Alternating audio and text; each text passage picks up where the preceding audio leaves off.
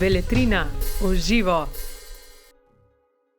Lepo pozdravljeni na predstavitvi knjige Arhitekt Jože Plečnik v Italiji 1898 do 1899 avtorja Franceta Steleta, ki sta jo za ponovno izdajo uredila in prenovila Peter Krečič in Spelca Mrvar.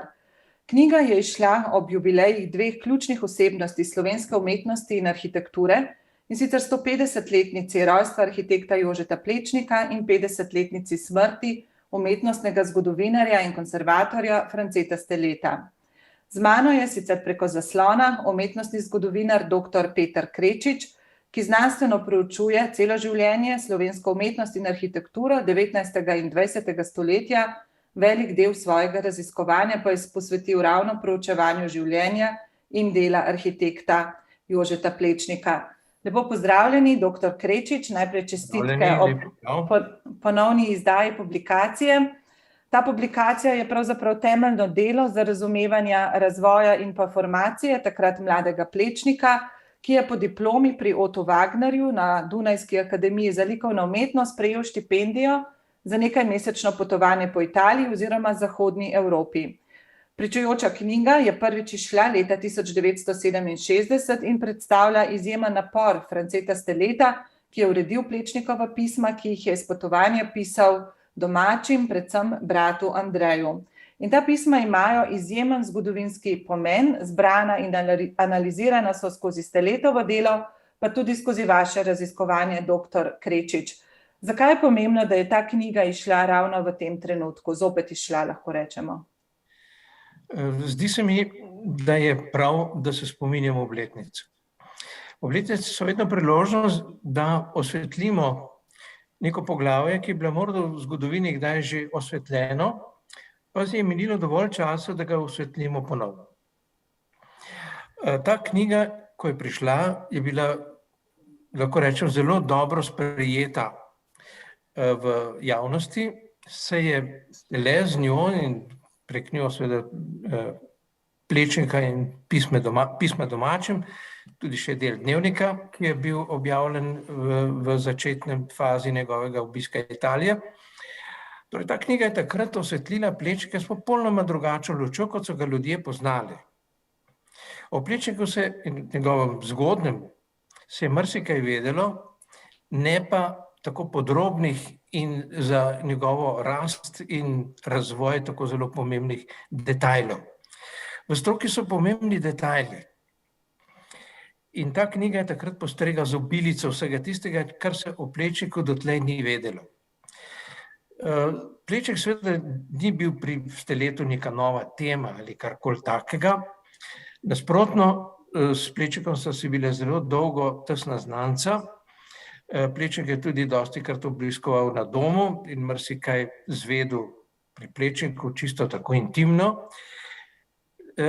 Ni pa nikoli dotlej pisal o Plečnikovih mladostnih doživetjih, o njegovem potovanju oziroma o vsem tistem, kar si je potem dal duška v tej knjigi. Zakaj? Po vsej verjetnosti tudi zaradi vljudnosti oziroma zadržanosti do Plečnikovih. Plečnik najbrž tega ne bi želel obešati na veliki zvon. Takrat, ko se je, torej v letih, ko je bil še aktiven in tako naprej, mnoge stvari je skrival, tudi v svoji družini, se pravi, z enimi je delil nekatere skrivnosti, z drugimi pa ne. In zato je verjetno Stele presodil, da neko brskanje po Plečnikovi mladosti ne bi bilo primerno in bi Plečnika prej spravilo v slabo voljo kot ne.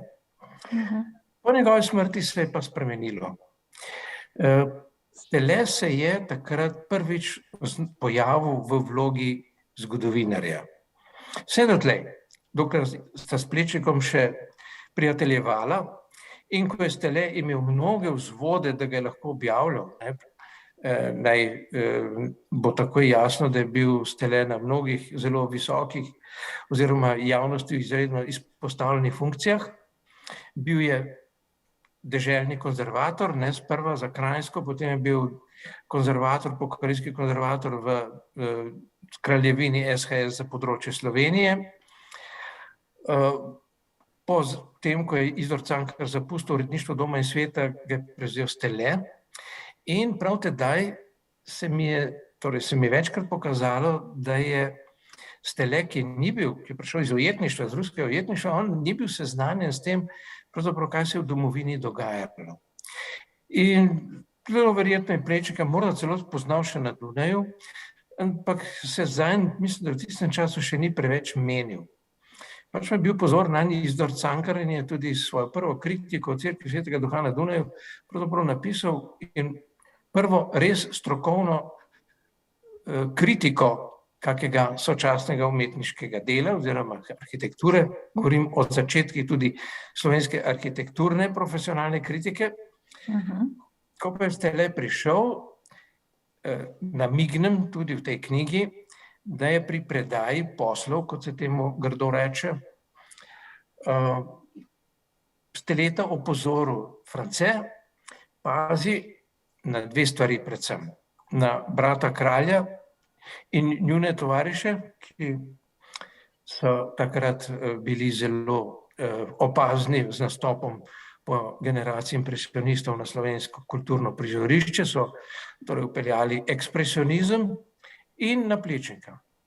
No in takoj že leta 20 je objavil prvo oceno Strajničeve knjige, monografije. Si predstavljate, da Plečnik pride v domovino za prvo monografijo, ko v Sloveniji o umetniških monografijah še nismo vedeli nič, in ga torej proslavi, podobno kot je Ivana Meštrovića, ne brez razloga. Plečnik in Meštrović sta v očeh Kosta Strajniča bila edina umetnika v Jugoslaviji, ki sta imela nekšno mednarodno veljavo. In temu je Stele posvetil prvi zapis in potem na široko odprl strani Doma in sveta, da jih je Plečnik deloma oblikoval v zgodnjih 20 letih in predvsem objavljal prve načrte, prva dela, ki so trasirala pot Plečnikovi Ljubljani. Torej, France Stele je bil eden prvih, kot se omenil, ki je opozoril na pomen Plečnika, tudi seveda na pomen obsežne Plečnikove korespondence.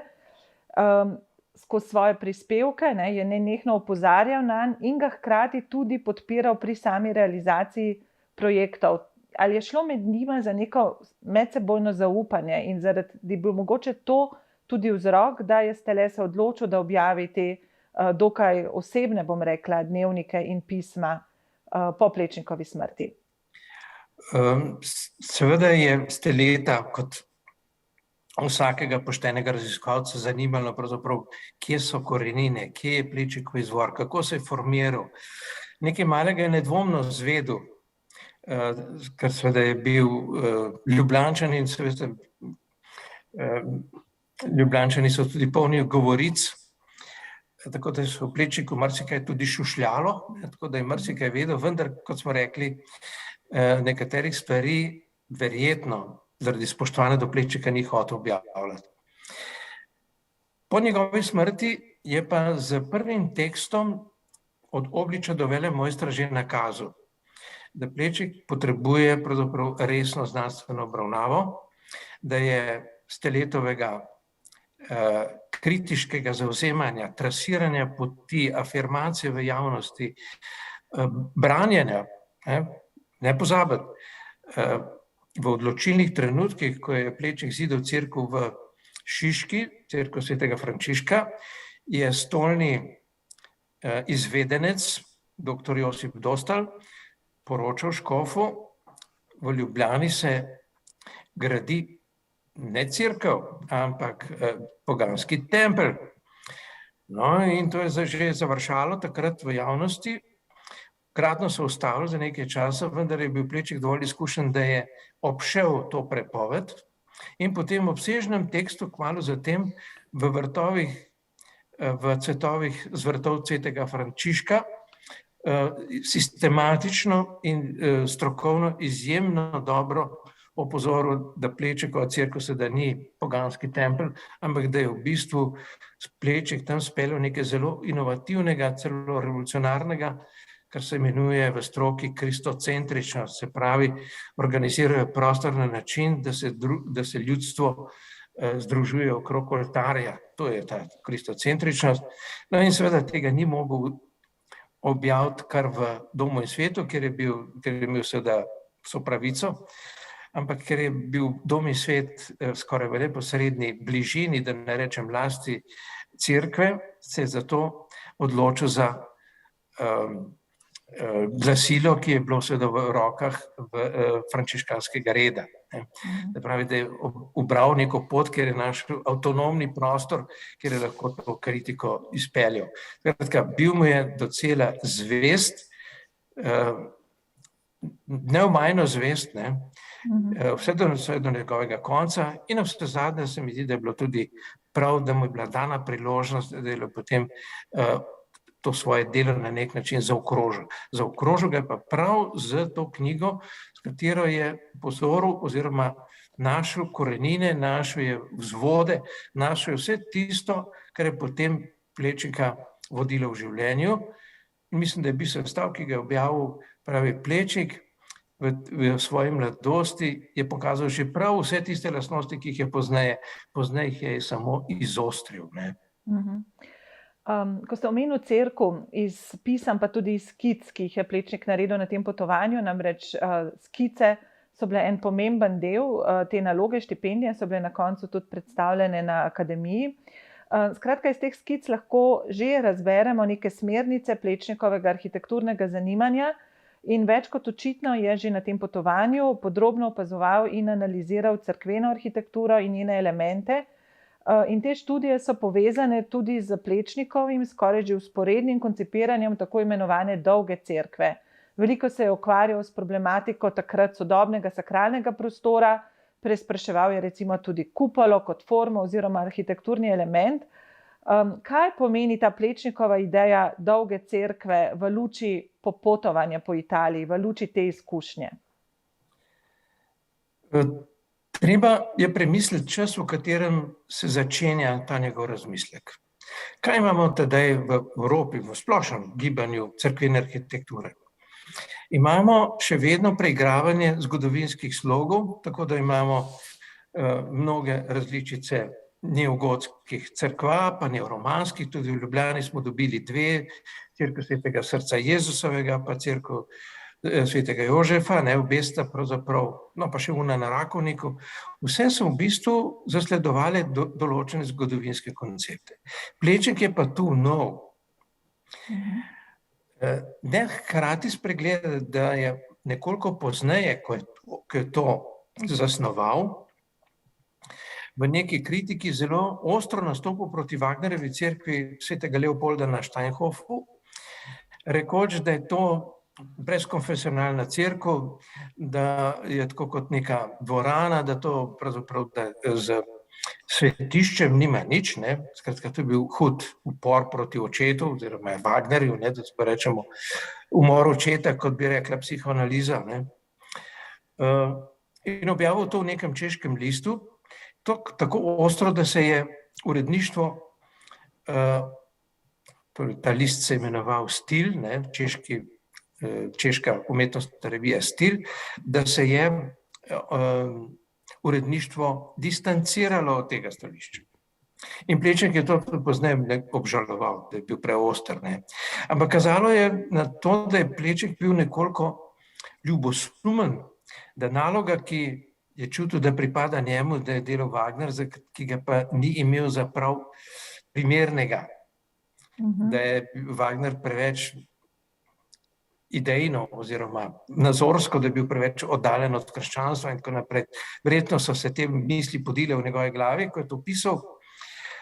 V bistvu je pa on v tem času že razvijal sistem, ki se res začne z rimsko skico dolge cerkve, ki je objavljena tudi v knjigi in je še nekoliko, recimo temu, nerodna, ker Plečnik verjetno s sabo ni prenašal arhitektskega orodja in je tako rekoč z drobnimi ravnili skiciral, ampak je pa zelo povedna.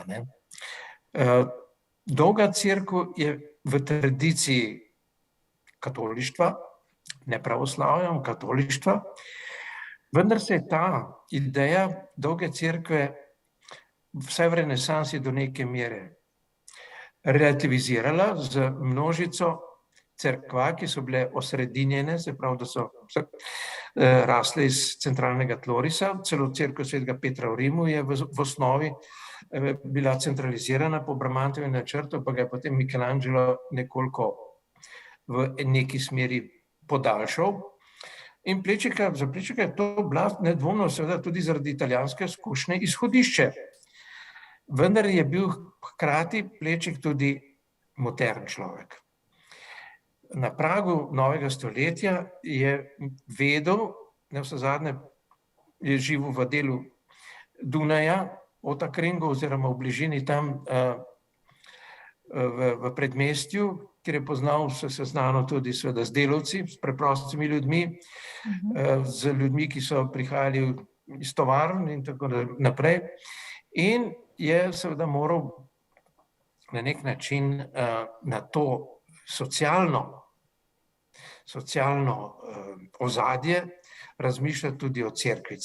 Cerkev mora biti, in potem je seveda ta prva realizacija cerkve svetega Duha na Dunaju že pomenila pravzaprav prvo realizacijo tistega, kar je raslo iz tega rimskega načrta. Se pravi, napravil je baziliko, ki pa je v bistvu kontra ali narobe obrnjena bazilika. Da je dal stebre v nadstropje, medtem ko je pa spodnji del cerkve izčistil, napravil 2 mostni konstrukciji in s tem poenotil prostor. In postavil potem tradicionalno oltar v os cerkve, vzdolžno os. Vendar tu zaslutimo v bistvu ta njegov princip, se pravi Kristusa v sredi ljudstva, kar je seveda opazil tudi Isidor Cankarj. Tako se je ta zgodba razvijala, zelo počasi od prvega zasnutka, pri katerem iskreno povem, da je njegova skica cerkve, zunanjščina, ta rastoča gmota, dinamična, z nekaterimi elementi, ki jih najdemo tudi v Štefanovi cerkvi in tako naprej, vendar je v svojem bistvu je secesijska. To je tista najbolj zgodna Plečnikova faza, kjer je v svoji risbi izrazito dinamičen. V tem obdobju je v resnici podoben Antoniju Gaudiju, potem pa se njegova arhitektura spremeni, postane recimo temu bolj renesančna, bolj stroga, vendar seveda še vedno inventivna ravno v tem, kar je razmišljal v Rimu. In tu ne smemo seveda pozabiti na njegovega brata Andreja, ki je bil duhovnik, kajti ta načrt, ta tloris, iz katerega rastejo potem vse velike Plečnikove cerkve, od svetega Frančiška do one v Beogradu in potem v Pragi, cerkev svetega Antona v Beogradu, pa cerkev srca Jezusovega v Pragi. Vse rastejo iz tega, in kar je znanost morda k temu prispevala, pa je, da je Frančiškova cerkev morda najbolj kaže tudi na hierarhičnost urejanja prostora. Prvi prostor je seveda prezbiterij, ki je v Frančiškovi cerkvi pomembno pomaknjen od oltarne stene v notranjost, in ta prostor je pridržan seveda za duhovnike in tisti, ki jim strežejo. Notranji kvadrat združuje prezbiterij oziroma oltar z ljudstvom. In potem imate obhod, ki je namenjen vsem tistim, ki prisostvujejo obredu ali pa tudi ne, in so dovolj stebri ločeni od osrednje skupine v notranjem kvadratu, zaradi tega, da jih torej ta zunanji promet, da tako rečem, ne moti, ne vznemirja in omogoča torej nekoliko bolj prosto gibanje po prostoru. Če se vrnemo k knjigi in temu obdobju, v bistvu omenili ste seveda Dunaj in pa izkušnjo Ota Wagnerja, in zdi se, kot da je Plečnik v Italijo prišel kot učenec, ki je popolnoma predan idejam svojega mentorja, pri katerem je seveda delal in študiral na Dunajski akademiji, in ta predanost se že v tem obdobju potovanja začenja spreminjati. V prvem pismu bratu Andreju iz Benetk Plečnik celo zapiše: "Staro tu, čez vse lepo, kaj je novo tam, vse povprečno." S tem, da v bistvu je tu Italija, konkretno Benetke, tam pa verjetno Dunaj. Ali mislite, da je Italija v njem prebudila ta drugačen odnos do modernosti, kakršno je propagiral Wagner? Nedvomno. To pismo kaže na popoln preobrat v pogledu. Plečnik je bil ne samo zvest Wagnerju, recimo v nekem smislu učitelj in učenec, ne? Ampak mu je bil iskreno hvaležen čisto osebno. Mislim, da ga je imel zelo rad. In mislim, da mu je to hvaležnost in tako naprej in to, da tako rečem, ne, ljubezen, če beseda ni morda premočna navezanost, Wagner tudi vračal. Wagner se je lahko vedno zanesel tudi takrat, kada so bile stvari v težkem položaju. Omenil bom samo enega, ko je bilo treba čez noč urediti prostor rotunde na Dunaju za tisto veliko vse avstrijsko razstavo, ne. Je to nalogo, ki je bila zaupana Wagnerju, Wagner potem prepustil Plečniku in je vedel, da bo Plečnik to rešil tako, kot je treba. Plečnik to seveda z izjemnim prijemom, tudi z tekstilom, ki ga je uporabil, potem reši celotno razstavo. Skratka, Wagner je vedel, da ima v njem izvrstnega sodelavca in ta navezanost je bila, mislim, da vzajemna. Vendar Plečnik je bil tudi toliko pošten do sebe, da ko je videl potem umetnost, ki se je kazala njemu, njegovim očem v Benetkah in seveda najbolj bil pozoren na renesanso, na tisto, kar je videl pri Sansovinu, na tisto, kar je videl pri Palladiju in tako naprej in je tu seveda moral priznati. Tisto, kar je na Dunaju, je vse povprečno, tukaj je pa v bistvu samo hodiš od spomenika do spomenika in en je večji od drugega, kvalitetnejši, lepši in tako naprej. Tu se je njegova vira v modernost. Modernost moramo v tem času razumeti secesijo. Tu se je podrla in potem po preostanku poti v Italiji, deloma tudi v Franciji, se je pa gradila, utemeljevala. Posebno seveda doživetje Rima, klasike, pravi antični spomeniki, vse tisto je pri Plečniku vzbudilo ne samo občudovanje, ampak vsak kamen, ki ga je videl recimo v spomenik, kot so bili Panteon, Kolosej in vse drugo, so bili novi temelji, nove Plečnikove vere, da tako rečem. On je prišel nazaj, torej na Dunaj preobražen. In Wagner je zaslutil, da se tukaj s Plečnikom nekaj dogaja. In Plečnik je v seminar pošiljal razne dopisnice, verjetno tudi kakšno karikaturo, morda kakšno smešnico, tako da se je Wagner resno strašil, kaj se s Plečnikom dogaja. In mu je napisal neko pismo, v katerem ga opozarja, naj ne blodi, ampak naj se ukvarja z resnimi stvarmi, opazijo stvari okrog sebe in naj se ne ustavlja v Italiji, naj potuje še v Bruselj pa v London, naj si ga dobro razgleda in tako. Skratka, Wagner očetovsko poskuša posvariti, vendar vse, kar se je v Plečniku do tedaj zgodilo, ni bilo, torej povratka nazaj, ni bilo več. Je seveda, ker se iz pisem, eno pozorno branje teh pisem, razodeva dejansko Plečnikova velikansko predanost umetnosti, arhitekturi, predanost poslanstvu arhitekta, ampak hkrati tudi v bistvu njegovo šibkost, dvom v lastne sposobnosti, dvom v bistvu svojo moč arhitekta. In to se zelo lepo kaže skozi eno tako iskren diskurs oziroma iskrena sporočila svoji družini, negotovost, omahovanje, potem pa kar nekrat izjemna samozavest, kritičnost celo velikih mojstrov.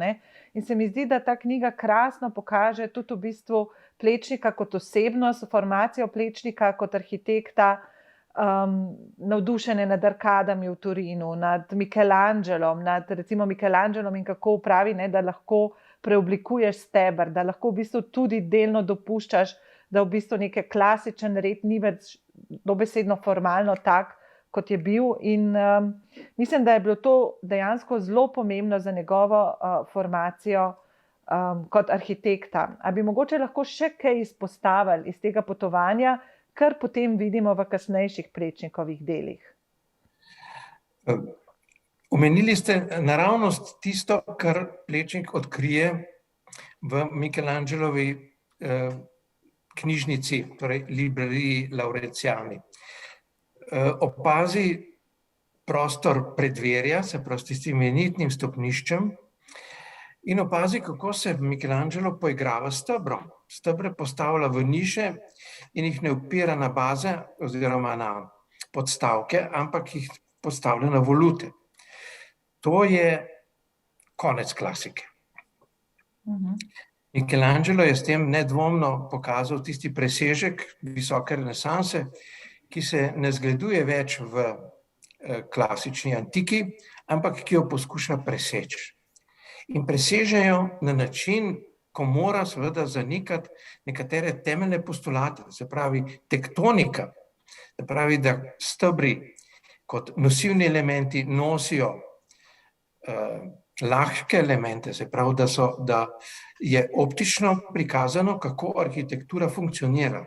Se pravi, stebre, ki so se zaradi teže arhitravov in timpanonov, torej kapiteli so se sploščili, debla so se napela, to je vse tisto, s čemer Grki poudarjajo, v bistvu ilustrirajo silnice, ki potekajo v arhitekturi. Manierizem, in Michelangelo je nedvomno z eno nogo bil že v manierizmu, pa so te stvari začele postajati dvomljive. In natanko na tej točki Plečnik poprime velike zglede in jih prenese v domovino, oziroma najprej na Prago, potem seveda v domovino, kjer se zdi, da se poigrava s stebri, njihovimi kapiteli, torej ti so vsakič drugačni, in seveda prav to je tisto, pri čemer se potem zgodi tisto, česar Stele žal ni opazil, ampak bi bil moral tudi kot dober umetnostni zgodovinar, ampak smo to potem poskušali odkrivati pozneje in bom to povedal na zelo preprostem zgledu. Če pogledate fasado svetega Frančiška, opazite kolosalne stebre, ki stojijo pred fasado, in med te stebre je Plečnik nagnetel obilico form. Portale, okrogla okna, skratka izredno močno nabita fasada. To je tisto, kar bi lahko seveda Plečnik videl in je seveda videl v manierizmu. To množico, ki ustvarja napetosti med formami. Manierizem je zdaj potem, da je začel ustvarjati dvoumnosti in napetosti v umetnostni strukturi. No in v to množico, v to gnečo, Plečnik iz Prage prinese ulito Marijo z detetom in jo postavi nad osrednji vhod, v osrednji portal. No in skratka ta Marija z Jezuškom se zgublja v množici form, potem pa še eno presenečenje, v odprtem pedimentu boste našli tenko figuro svetega Frančiška. Če bi rekel, postavili so eno figurco, zaradi tega, ker niso imeli večje. Ne, Plečnikov študent Janez Valentinčič je tega ozkega, tenkega, shujšanega Frančiška postavil v odprti pediment že na načrtu, torej to je bilo hoteno. In seveda se tega Valentinčič ni izmislil, ampak je bila to Plečnikova ideja. Kaj nam je povedal? Množica form požira drobne forme. Spopad med velikimi formami in majhnimi formami, ki ustvarja tisto napetost, ki jo prebiramo v istem času v slovenskem ekspresionizmu. To je tisto, česar Stele ni takrat dognal. Da obstaja tudi notranja vez med slovenskim ekspresionističnim ozračjem, ki ga ustvarjajo slikari in kiparji, ampak je Plečnik tu zraven. In da mi vemo, da je bila to nameren Plečnikov prijem, se vidi takoj, ko vstopimo tudi v cerkev. Ogromen prostor, ki ga obdaja 20 stebrov in ustvarja neko osrednji kvadrat, prostor za ljudstvo. V tem prostoru so obešeni izjemno majhni lestenci. In da smo Plečnika do konca razumeli, se potem Plečnik razodene še po vojni, ko v ozek koridor kapele Žalostne Matere Božje postavi pa prevelike lestence. Obrne celotno zgodbo. Se ta nasprotja, tako formalna, ne? Ekspresionizem pri Plečniku. In v tem je modern. Plečnik se z klasičnimi sredstvi izraža izrazito ekspresivno, moderno, celo ekspresionistično, če se tega izraza ne bojim, ki ga pa nasloni na italijanski manierizem. No, pa bi sam mogoče v tem zadnjem delu pogovora izpostavila še nekaj, no.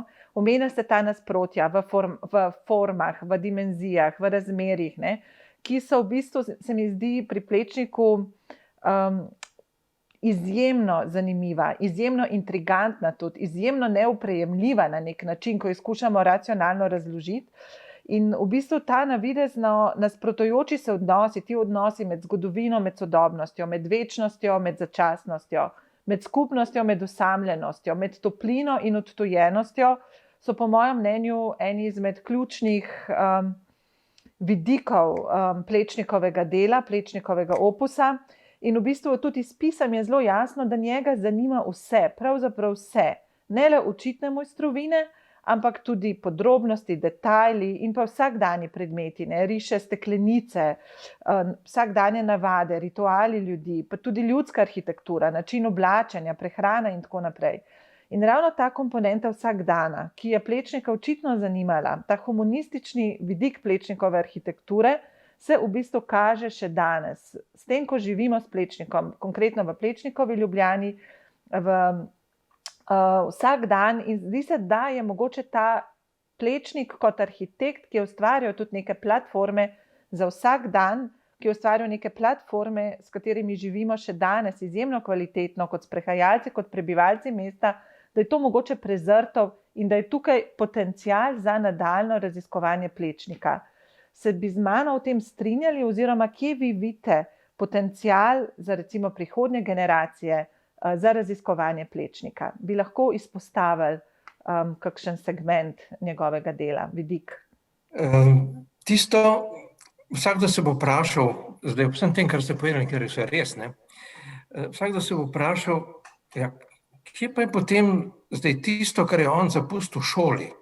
Če pogledamo Plečnikove naslednike, v nekaj generacijah bomo videli, da se je Plečnikova forma zgubila, celo za časov njegovega življenja. Recimo, če pogledamo arhitekturo Janka Valentinčiča oziroma Janeza Valentinčiča, boste videli, ali pa deloma tudi nekatera dela Antona Bitenca, da v bistvu posnemanje Plečnikove form ni rodilo nobene zelo velike teme. Oziroma sledenje Plečnika v podrobnostih ni dalo rezultata. Pač pa so dali rezultat vsi tisti, ki so šli od Plečnika proč. Govorimo o Ravnikarju, govorimo o Firstu, govorimo o Medveščku, govorimo o vrsti arhitektov, prve generacije, ki je zavzela po vojni vidna mesta tudi na šoli za arhitekturo. Druga generacija, Mihelič, Sever, Jugovec in tako dalje, je morda stopila še korak naprej. Kje torej so še sledovi Plečnika? To vprašanje seveda se postavilo potem v postmodernizmu, pa se je tudi kmalu pojavilo, da tudi postmodernistično preigravanje Plečnikovih tem je lahko seveda samo soočeno s tistim, kar je tudi modernizem prinesel v ožjem smislu besede, ne? In da preprosto replike Plečnikovih del, take kot so, najbrž niso pot za prihodnost. V tem tudi je morda odgovor na to, ali bi zgradili Plečnikov parlament, da ali ne. Jaz osebno sem bil vedno za to, da se zgradi, vendar z dobrim arhitektom, ki bi znal Plečnikovo idejo, osnovno idejo, seveda tudi sodobno interpretirati, ne. To mislim, da bi bil odgovor. Mislim pa, da je odgovor še nekje drugje. Tisto, kar je značilno za uspehe mlajše arhitekture, najmlajše generacije, tako kot Plečnikovih prav vnukov, ki trenutno osvajajo slovenski arhitekturni prostor, izjemno kvalitetno, mednarodno pomembno in tudi izredno inovativno, in v vsakem primeru zelo cenim to, kar se dogaja med mlajšo generacijo. Torej, ta s Plečnikom nima pravzaprav, če formalni svet pogleda, nima nobene razvidne zveze. Pač pa ga razumejo. Plečnika razumejo predvsem eni bistveni potezi, popolna predanost arhitekturi. tu ne sme biti nobenega kompromisa. Plečnik je šel tako daleč, da se ni oženil, zaradi tega, ker je hotel se popolnoma posvetiti arhitekturi. In mlajša generacija, vse generacije, o katerih sem govoril, so bile izredno predane, izredno pazljive do detajla, vendar so v celoti, Plečnik recimo s svojimi formami je bil v svojem času izredno sporen, so ga imeli za eklektika in človeka preteklosti. Celo Vurnik ga na nek način tako označuje, da je škodljivec. Vendar, torej ta generacija, ki je postopila v moderno, je pa nosila s seboj nekatere pomembne nauke. Plečnikove nauke iz šole, ravno ta zahtevnost do izvajalcev, zahtevnost do detajla, zahtevnost tudi seveda jasno do naročnika in podobno. In še nekaj treba reči. Plečnik je poskusil in verjetno je morda v svojem življenju spoznal, da se tudi ta njegova vera v tem nekoliko, da je ugašala ali pa se je postaral, pa ni več vsega zmogel, čeprav bi seveda še zmeraj izjemno inventiven. Primeram samo idejo peklenskega dvorišča pri Križankah ali pa recimo njegove Brione. Plečnik spozna na italijanskem potovanju tisto umetnost, ki se je porodila med Grki in ki je pomenila popolnost. Grk ne vidi ruševine, vidi samo popolne stvari, namenjene bogovom in junakom. In Plečnik, v tem je pa res genijalen, je res izjemen. Idejo popolnosti, ki je antična ideja in ki jo je modernizem že močno načel, poskuša še vedno spraviti v življenje in jo tudi, kar za njega samega zadeva, uspe. On uspe ustvariti svoj slog, ustvari svojo šolo, od sebe zahteva popolnost, od šole zahteva popolnost in od izvajalcev zahteva popolnost. In tisto, kar občudujemo v Ljubljani, je v bistvu prav to. Njegove stvari, ki jih je naredil, ki jih je v Ljubljani naredil, so dovršene.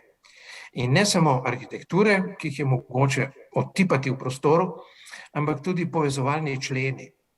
Plečnikova arhitektura živi z ograjami, živi z zelenjem, živi z živimi mejami, živi z vsem tistim, kar seveda v mestih ponavadi občutimo kot vrzeli, kot škrbine, kot nelepo. Moderna arhitektura v nekaterih stvarih ni dobro odgovorila na vse tisto, kar je Plečnik že vedel. Tako da v tej smeri se mi zdi, da bo seveda mlajša generacija verjetno še veliko bolj pozorna do vsega tistega, kar ustvarja celote. Ne samo fragmentirani dobri objekti, ampak tudi njihovo življenje v nekem širšem, da ne rečem celo urbanističnem kontekstu. Pa še nekaj bom povedal. Plečnik se pravzaprav postavi po robu nekaterim tezam modernizma. Med drugim, recimo Le Corbusierjevi tezi, da arhitekt naj se ukvarja z urbanizmom, pa z arhitekturo, medtem ko tiste drobne stvari, o katerih ste prej govorili, do katerih je Plečnik čuti neizmerno ljubezen, tudi do kakšnih jaslic, pa potem do sveč, pa svečnikov in vsega tistega. Ni nujno, da gre za cerkveni inventar, ampak tudi za vse, za okraševanje domov, pa lectarije, to so bile njegove teme. Da je pač ta svet izdelkov prepuščen industrijskemu oblikovanju. Kar je seveda tudi res. Vendar so oblikovalci segli tudi čez ta rob in opažamo, kako so nekatere stvari poskušali reševati, celo stanovanja na način industrijskega oblikovanja. Recimo vzem tega Buckminsterja Fullera in njegovo eksperimentalno hišo, kako boste videli, kaj ima v mislih. Plečnik pa da seveda lekcijo iz kioska, pogledajte tistega na Prešernovem trgu, ki gre zdaj, kot slišimo, v prenovo. Dva stebra, povezana s celico in imate arhitekturo. Se pravi, mnoge stvari, ki danes prenaseljujejo mestno krajino iz potrebe, parkirne ure, stebričke, vse tisto, kar je nastalo na ulicah, in še so pritiski, da bi bili še defibrilatorji v mestu, pa še ne vem kaj, telefoni in tako naprej. Vse to gosti mestni ulični prostor in ga dela sivega, nezanimivega. Počutimo se ujete med vsemi temi količki in tako dalje in tako dalje. Plečnikov nauk, vse to mora rešiti arhitektura. Absolutno, najlepša hvala. Jaz mislim, da lahko na tej točki z idejo popolnosti, s tem, da arhitektura rešuje te probleme, pa hkrati z idejo, bom rekla, na nek način fleksibilnosti skozi čas prilagajanja Plečnikove arhitekture različnim uporabam, ker še vedno ostane ekspresivna, močna, zaključiva ta pogovor, dejansko se v sami knjigi, v pismih vidijo tudi nastavki za potem razvoj Ljubljane, mesta samega, tako da želim pač gledalcem, poslušalcem obilo užitka pri branju in najlepša hvala še enkrat za povabilo in ta pogovor. Prosim lepo. Beletrina v živo.